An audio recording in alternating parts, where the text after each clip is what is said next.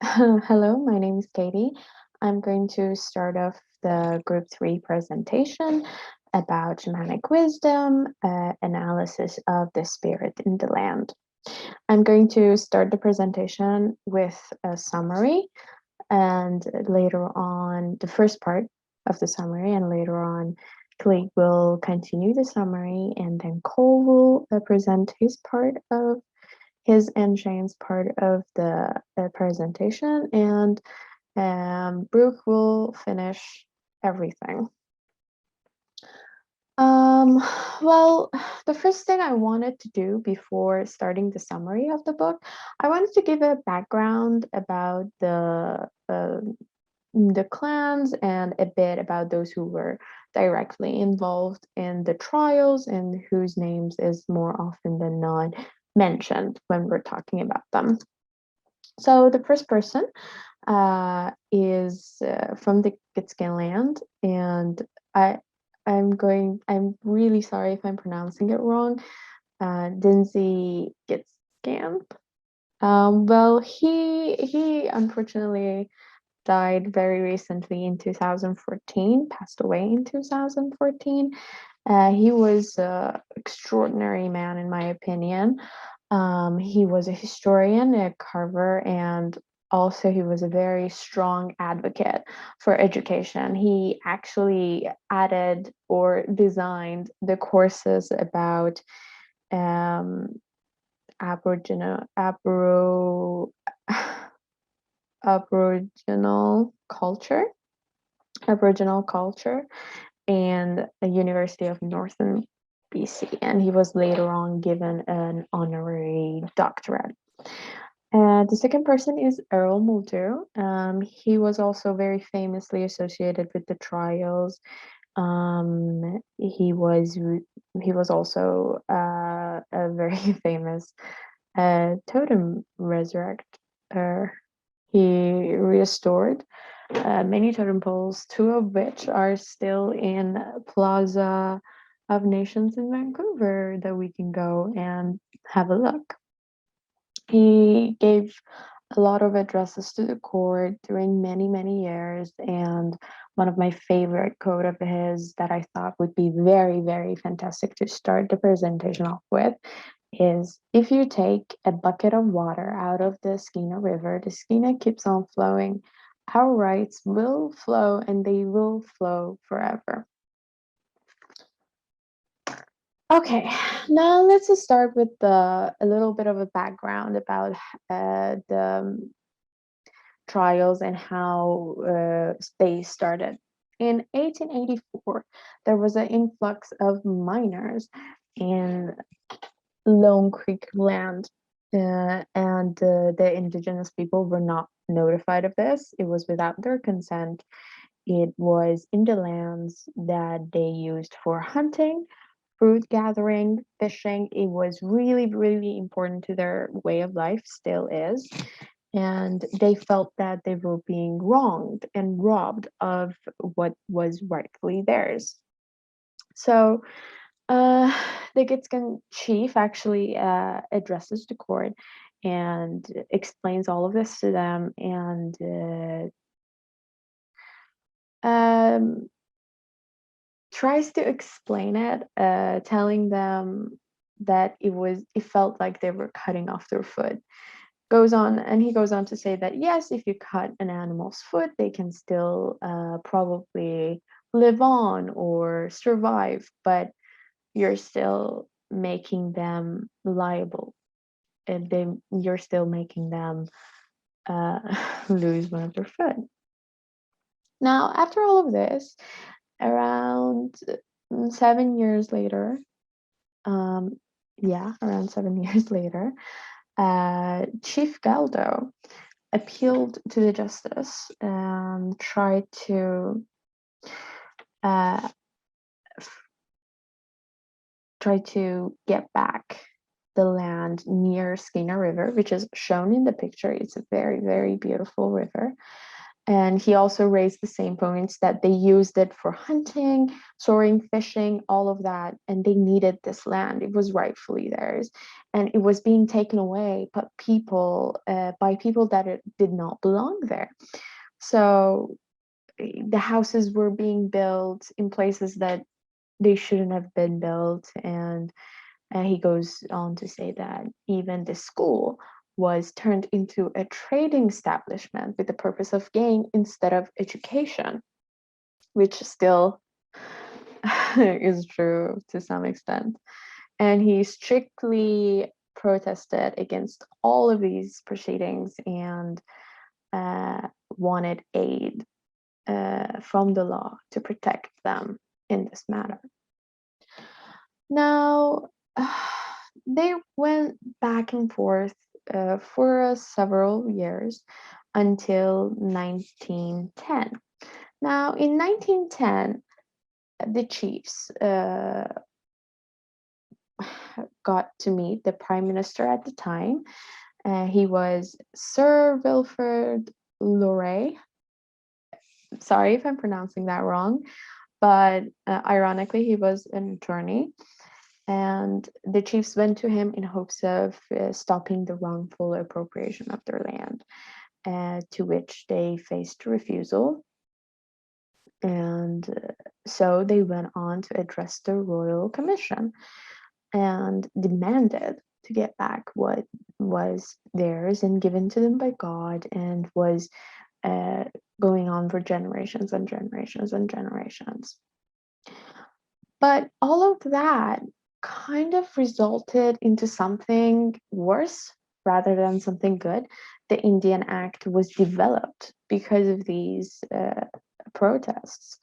The Indian Act was in 1927, and it basically meant that the First Nation peoples and committees could not hire lawyers to bring about land claims against the government without their consent, which basically means that they restricted the movement of First Nations people, and kind of permitted a system which regulated the sales of goods of the reserves and kind of was in their favor, and kind of still went on to steal from the indigenous people and their lands. But the law, unfortunately, this Indian Act was not removed until 1951, and that is 24 years of oppression, systematic oppression against the indigenous people. Now, after a few years, in 1979, after a government's operation, like cover up operation against indigenous people, there was an agreement reached between the Department of Fishery and Ocean, and they entered into the agreement that the river would be open for 7 days a week, except for conservation closure. Now, this agreement was very, very short-lived, unfortunately, but it was kind of a step into the right direction. Now, by 1982, there was a section added to the Constitution, Section 53, and it finally recognized the authority of the hereditary chiefs, and clauses were included protecting Aboriginal rights. And but after a couple of years of different conferences and discussions, it became clear that the government of British Columbia would never agree to the amendments to the Constitution, which defined ownership and jurisdiction of the Gitxaala investment as a part of their Aboriginal rights, unfortunately. Now, throughout this reading, what I found the most disturbing was after the chiefs would address the court, there would always be a response back to them, and in the response there was always this sense of superiority, and that we're better, and we're doing this to help you, and that we're being the good guys here and we want to civilize you. It is most apparent in the statement of the court to Nishka, which is the neighbor of the Gitskin, and it says that they were undoubtedly at the time of settlement a very primitive people with few of the institutions of civilized society and not at all of our nations of private property.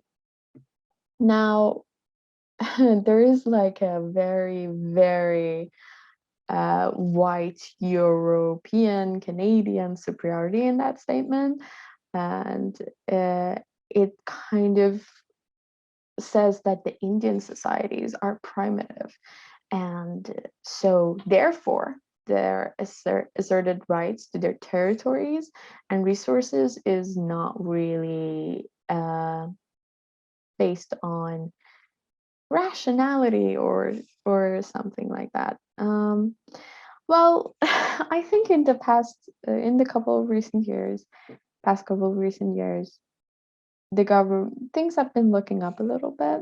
I've put up a photo of Trudeau and the chief, and which I think kind of shows both of them smiling, hoping for a better future and hoping to get their rights back and their lands back. I think today the government's intentions are good, but righting a historical wrong that has lasted for over 100 years will take a lot of effort and a lot of commitment by the Canadian people and the Canadian government. So hope for the better future. Now, the rest of the summary would be done by my group mate. Hi everyone, my name is Kaylee Studer and I live here in Nanaimo or Snuneymuxw. And actually grew up here on the island, and the West Coast has always been my favorite place to be. It's always felt like home, and I'm very appreciative and grateful for the natural beauty that surrounds me every day here. So yeah, I will share my screen, show you my part of the presentation.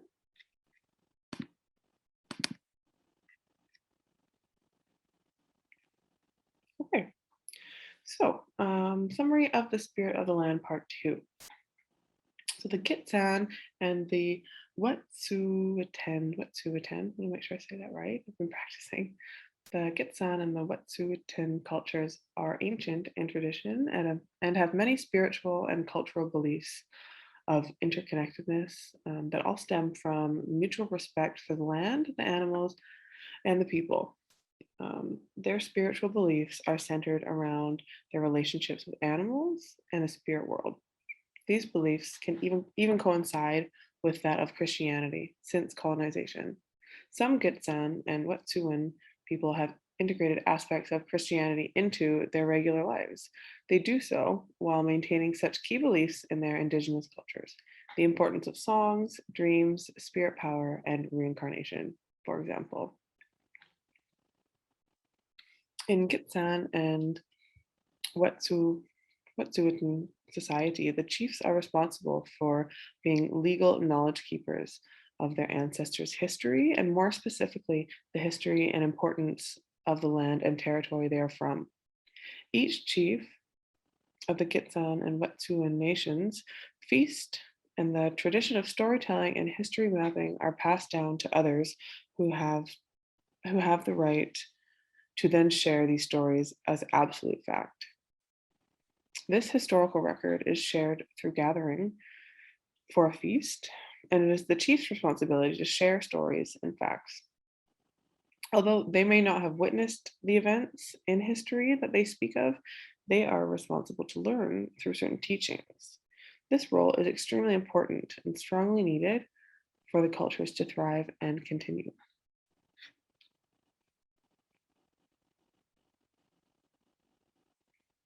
So Gitxsan and Wet'suwet'en lands intersect with the Pacific coast, interior plateau, and boreal forest.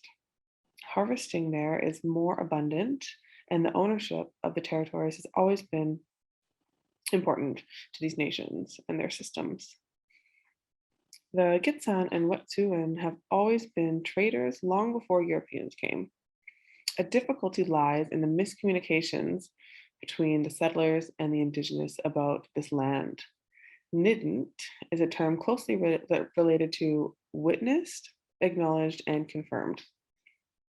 When a deal or treaty is made, the chiefs are present, witnessing the event, and an unspoken respect is crucial. When the settlers make deals, it is different and more colonial on paper, binding, and forever.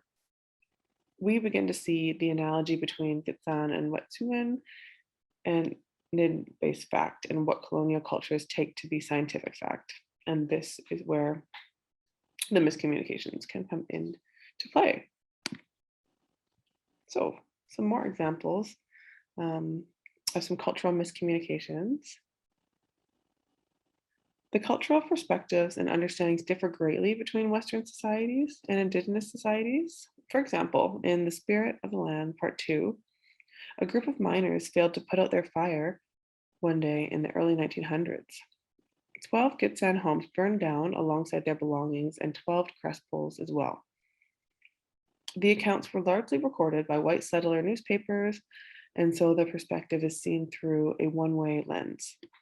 Gitxsan and Wet'suwet'en cultures do not believe in accidents. When something of this nature happens, it needs to be dealt with respectfully. An apology to start and an act to make things better. A failure to give this respect and compensation, which is what happened with the, what initially happened with the miners, is they did not properly, respectfully compensate and own up to what happened. And this is a big demonstration of lack of respect for their culture and their way of life. If they did not apologize and compensate this fire incident, then all respect is lost between the agreements. It shows lack of respect for the indigenous systems in place. The historical record. So, is shared through, hold on. Okay. The historical record is shared through gathering for a feast, and it is the chief's responsibility to share stories and facts, as I mentioned before. Although they may not have witnessed the events in history, they're responsible to learn and to share, and it is trusted. They are trusted in the cultures. So yeah, this is where the miscommunications can come into play as well. So this is where trouble can come into play, such as miscommunications when European settlers came and took their land. In the 1940s, the white missionaries and Indian agents alongside the Indian Act tried to eradicate the tradition of the feast, likely to abolish the culture and push assimilation along the Eurocentric ways of life or ways they wanted life to be. But the Gitxsan and Wet'suwet'en cultures are strong and the tradition still continues today.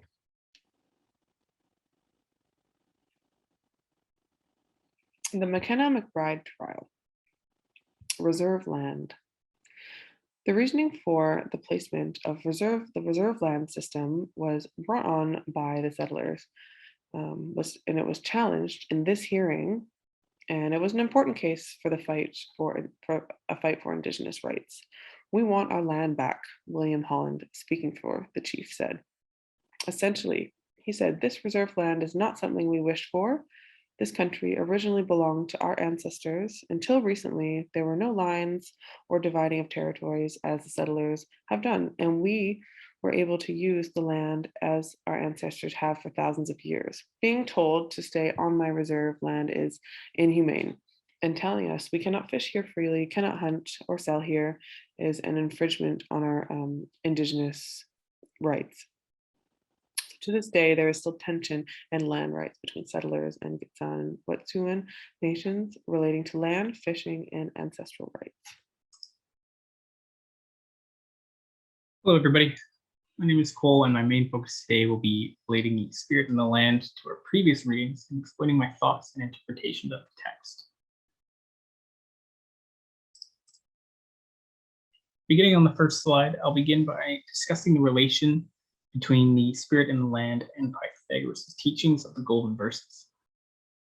The connection I made came when I was reading the Golden Verses and came across the statement that you can see following the second bullet point.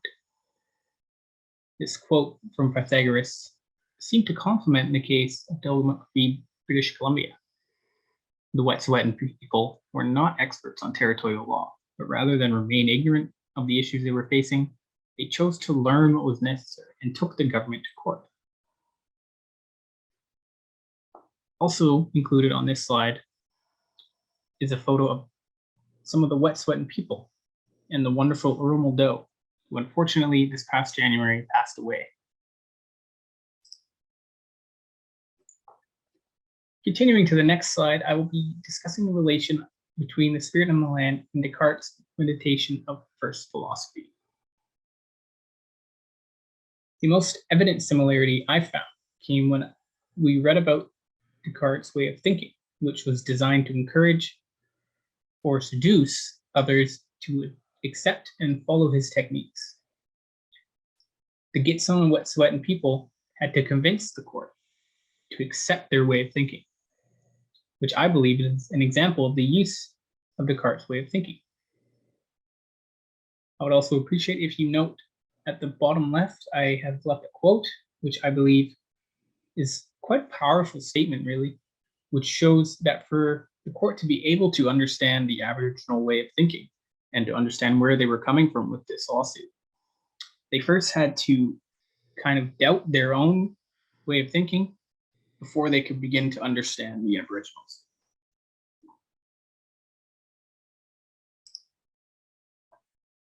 On the third slide, I used Spinoza's book, The Ethics, for comparison. The Gitson and Wet'suwet'en people believe they are living on what they call sacred land. I compared this to a theme I found in the Ethics, which is that Spinoza considers God and nature to be the same. I believe this complements the Aboriginal belief that God is a part of nature, and therefore it is both God and nature providing for them. You'll also see at the bottom, I've included a photo of one of the Wet'suwet'en protests, which shows just how far they're willing to go to protect their land, which they believe to be sacred. And who are we to doubt that?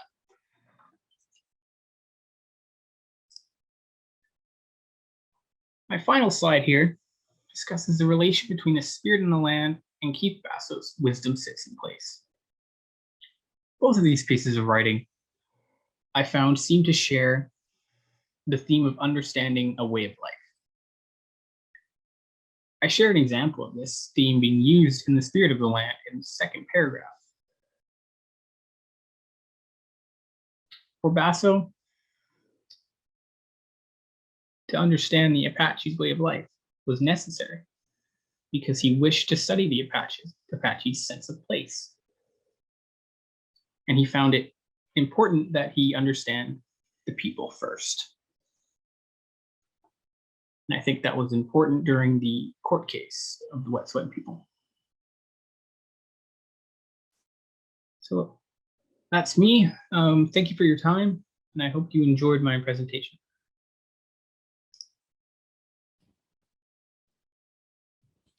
Hi, everyone.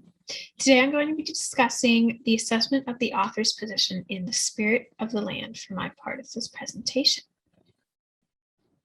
Now, for those of you who have read this reading, you will know that this is a legal battle that took place between the federal government of Canada and the British Columbian government against the hereditary chiefs of the Gitxsan and Wet'suwet'en territories that were fighting to regain the rights of their land back. So the easiest way to understand the author's position is to first look at what their argument was. And given that this was a legal battle, this is pretty clear to see. I begin this section by showing a photo from an article by APTN News that covered this proceeding, in which it was a recent article from 2020, and this photo showcases 4 of the hereditary chiefs in the modern day so we can see where they are today. Moving on, we can see that their main goal in the courtroom was quite clear from their first quote that started their legal battle.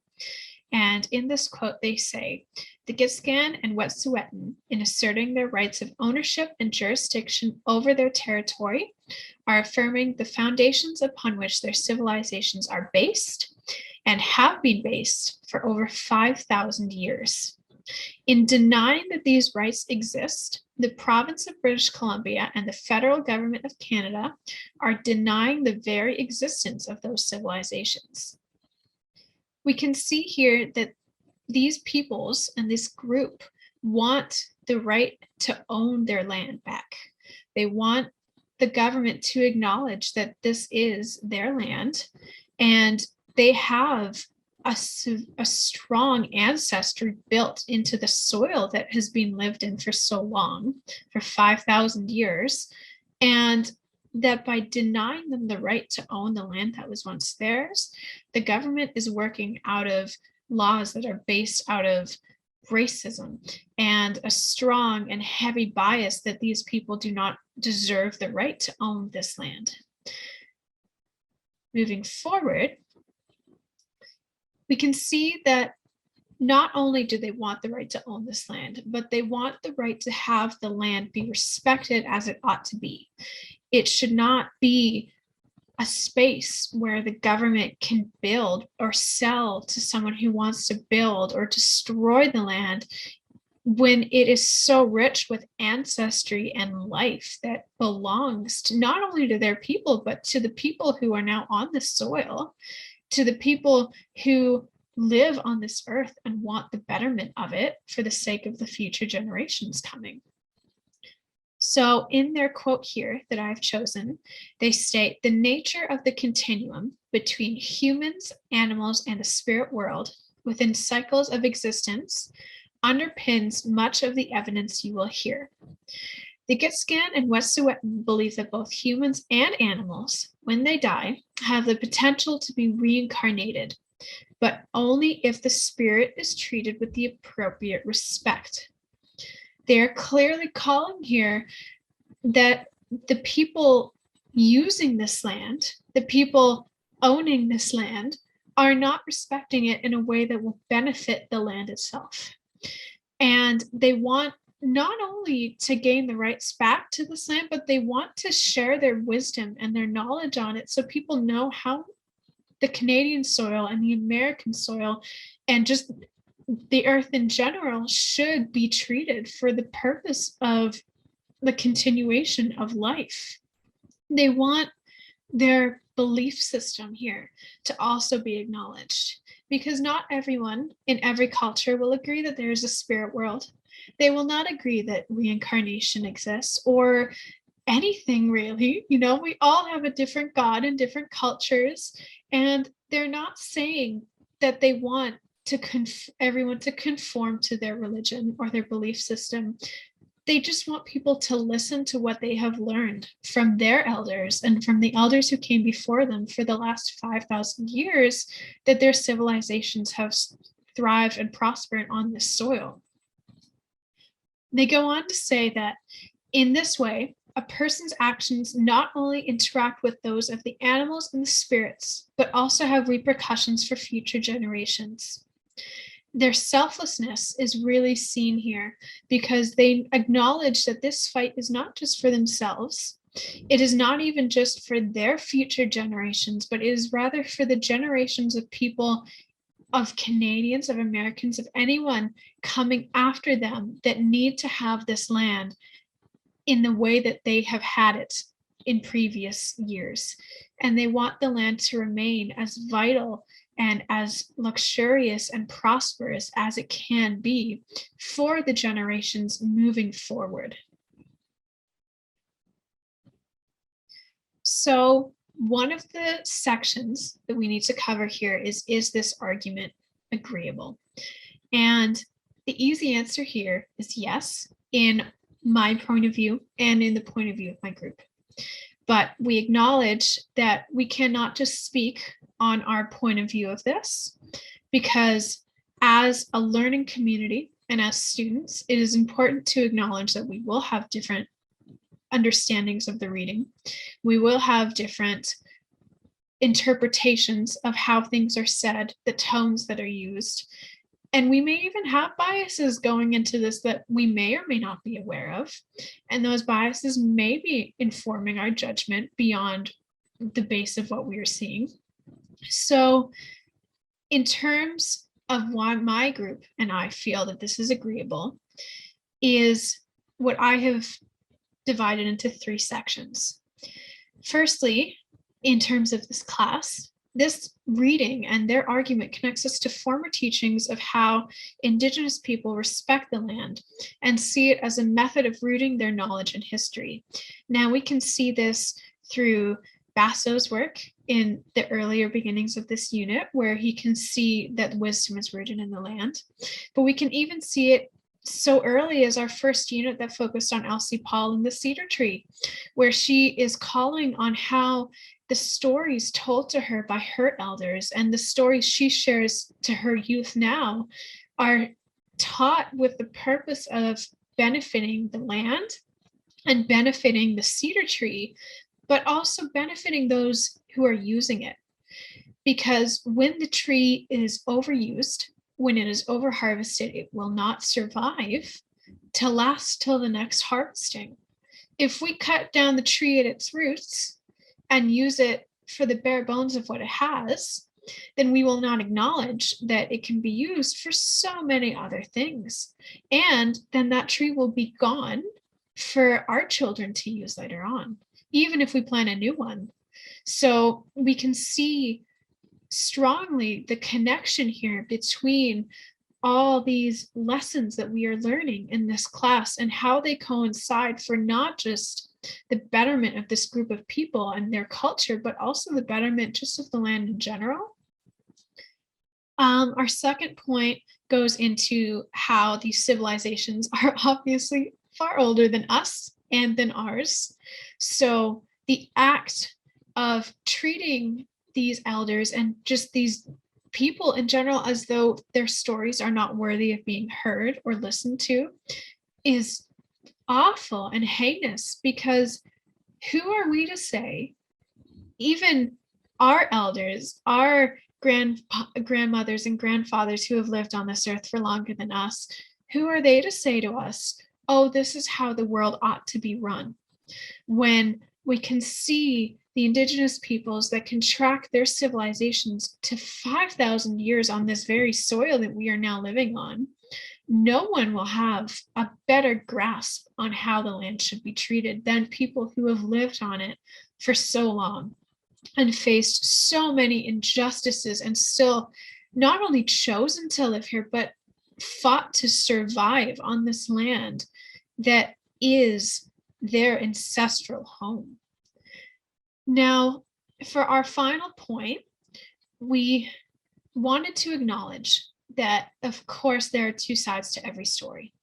And although the side of the Indigenous peoples is not always the one that is heard, it is often seen that the one, so say in this sake, the story told by the British Columbian government and the Canadian government will be the one that likely reaches more ears. So we did look into the argument presented by the province of British Columbia, and we will speak on that later on in our next section. And in our view, we could believe that it was heavily biased against the Indigenous peoples, and they drew heavily on laws that were old and that were created originally out of racism and fear rather than fairness and equality.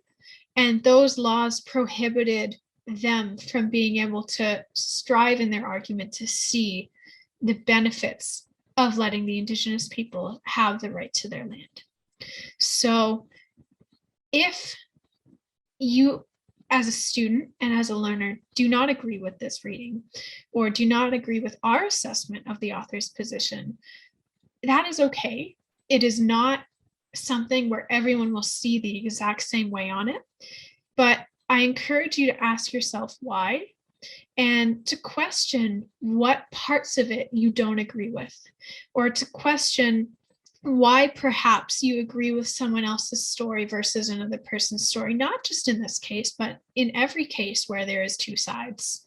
Because if we cannot acknowledge both sides and their validity, then who are we to choose a side in the first place? Moving on, I will also be covering our philosophical issue, in which, to tie into the theme, we have chosen to focus on the failure to acknowledge the land as a source of wisdom. Now, this is a theme that has been focused heavily in this course, but especially in terms of the shamanic wisdom unit and shamanic thoughts, because it is a theme that is very heavily drawn from a group of people or elders who are acknowledged and respected as being wisdomists. So to ground this in our studies, we have to first ask, A, how does this focus in terms of philosophy, but also B, how do we define wisdom, and what do we see and picture when we think of a wisdomist person? So to begin, I would like to introduce the term epistemology, which is the branch of philosophy that deals with knowledge. Now here we can see that knowledge can be expanded to include wisdom, but it can also be expanded to include a variety of different things, how human knowledge is driven from where they receive it, how does it impact cultures. There are so many different varieties of this branch that we can study. But for this purpose, we are focusing on wisdom, in which case I want to look towards the definition of wisdom from the Oxford English Dictionary, in which they say wisdom is the knowledge that a society or culture has gained over a long period of time. So wisdom, in this sense, is not seen to be individual. It is meant as a form of knowledge that is held by a group or a culture or a belief system that is heavily rooted in their ancestry. So to speak closer to the spirit in the land, we can see that they are driven towards fighting for their land because they have built their civilization there for over 5,000 years. And they are acknowledging that through that, they have learned how that land specifically needs to be treated, in which they are wanting to share their knowledge through the courtroom, but also through those occupying this land, how they came to have their knowledge and why we should be respecting their wisdom in this area of study. Moving forward, instead of going directly into the spirit in the land, I want to focus on this quote from Keith Basso in Wisdom Sits in Places, in which he says, "By virtue of their unusual mental powers, wise men and women are able to foresee disaster, fend off misfortune, and avoid explosive conflicts with other persons. For these and other reasons, they are highly respected and often live to be very old." We can see the wisdom in the hereditary chiefs that fought in the court battle and the spirit in the land. And we can see how this is reflected in how Basso speaks of wisdom as people. These chiefs are fighting because they can foresee the disaster that is about to become of their land because of how the government and those allowed by the government to live on the land are treating it. And they're attempting through this legal battle to fend off that misfortune and save the land before it is already gone. But in doing so, they're not going in there guns a-blazing, trying to fight their way through this battle. They are not being explosive with the others or letting their anger overcome them, despite the many injustices that they have faced because of this government and their system. But rather they are choosing to remain calm and fight this battle by sharing the knowledge that they have and acknowledging that they have the right to be on the land solely out of their civilization and their ancestry that is so deeply rooted in it that it has allowed them to see that land as their home. Whereas the Canadians that have come onto it do not have the same connections that they do, and thus will not have the inherent need that they do to see that land as a being rather than as a place to settle down and build. Basso goes on to say in this quote, likened to water because of its life-sustaining properties, wisdom is viewed first and foremost as an instrument of survival. I found this metaphor extremely powerful, especially in this sense, because what we are seeing here is that wisdom is not just knowledge for the sake of having knowledge. It is not someone such as ourselves who is going into a class and gaining knowledge through a textbook or through other means where we might research it for a few months and then let it settle back into their heads and not think about it again. Rather, true wisdom is meant to sustain life. It is meant to help the culture or the group of people move forward with their life. And in that way, it is an instrument of survival. And you cannot, in that sense, live on the land and respect that land without having that inherent life-sustaining knowledge to respect it and to own it, because in that sense, we don't own this land. And that's what the chief and elders are trying to say to us. We don't own it. We live with the land. And thus, we are not sustaining our lives alone, but rather sustaining the life that is already there and living alongside us. Now, how is this issue related to the spirit in the land directly? I call upon the quote, we would liken this district to an animal, and our village, which is situated in it, to its heart. Lorne Creek, which is almost at one end of it, may be likened to one of the animal's feet. We feel that the white men, by occupying this creek, are, as it were, cutting off a foot. We know that an animal may live without one foot, or even without both feet. But we also know that every such loss renders him more helpless, and we have no wish to remain inactive until we are almost or quite helpless. This was a quote said by one of the chief elders in their court hearing. The elder and the chief said this in reference to a former battle that they had fought, and I believe lost, about Lorne Creek. And they're likening this creek and their village upon it to an animal and to its heart to showcase how strongly their ancestry is driven into the land.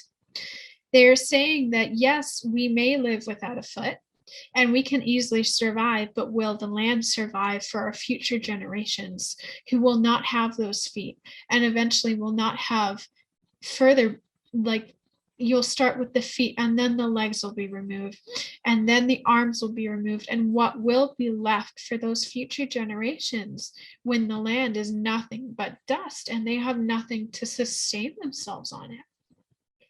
They are not fighting here to showcase that they are selfish and they want the land for themselves, but rather that they want the land to survive for the sake of the future generations living upon it.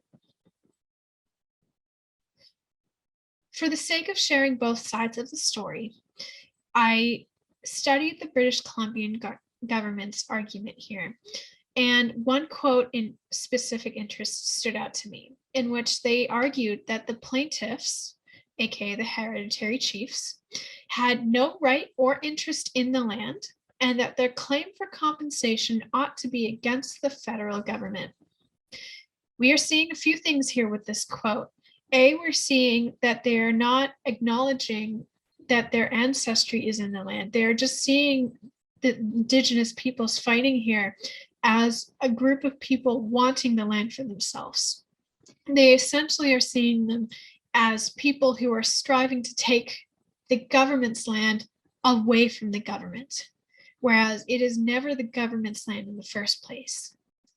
They go on to say that their claim for compensation ought to be against the federal government. Okay, well, let's acknowledge what their claim for compensation is here, because is it really so wrong to want the right to own your own land and to fight for that land to be treated as it should be for the betterment of the world and of society? They're acting as though these people fighting them are not a group of people at all, but rather animals that are going to go in there and destroy their land, even though they have lived there for so many centuries and millennia and have a much better knowledge of the land than the government will ever have. In this way, we believe that the government and their argument here was biased and was driven out of laws that were unfair to the Indigenous peoples and their cultures. Now, as I said before, you may decide to see this differently. You may look at their entire argument and see a completely different side. And I do encourage you to look into it because it is very interesting to understand both sides of it. So as thus, I have included the citation for this below. This came from Mary C. Hurley's account of what occurred in that courtroom. And it can be found in the Library of Parliament, and it is very interesting to see if you are interested in it. So, how should we respond to this philosophical issue? Before I begin this, I want to wrap up with this photo, which I found from an APTN News article by Brett Forrester that was so titled, "When the Invisible People Won Recognition." And this is the courtroom where this legal battle was fought. And it is the group of Indigenous peoples and their supporters who are pictured after receiving their good news of one argument. And they're rallying together and smiling. And you can just see their happiness exuding through this photo after seeing themselves gaining the recognition and the land gaining the recognition that it is deserved. Now, I am sharing this photo because we can see very clearly there is not just one person fighting this battle. There is an entire group of people in this courtroom, and there is likely an entire group of people outside of it that is much larger, that was hugely in support of what they were doing here. And as learners, not just as this group, not just as people in this classroom, but as learners in general, when we are taking in this knowledge and we're studying such an important course in general, just to understand these belief systems and the injustices that these people have faced despite wanting to better themselves, to better their people and the land they live on, we have a responsibility to listen to them, to acknowledge their stories that are now finally being told, and then to take what we are learning here and encourage others to do the same. We cannot just move forward from this class and move forward from seeing issues like this and store it in the back of our heads as act as though nothing is happening. We know it now, and it is our responsibility to try and share it with as many people who are willing to listen, or even just encourage people to take a step into listening to others and to understand the stories of these people who really just want to be heard and acknowledged. To wrap up, I'm showing our Works Cited page, among which you will find many interesting articles, photos, and documents, which, if you are interested, may definitely support your learning journey in this area. Thank you for listening to our presentation. We hope that it will help you gain knowledge in this area, and we appreciate you listening to us today. Thank you.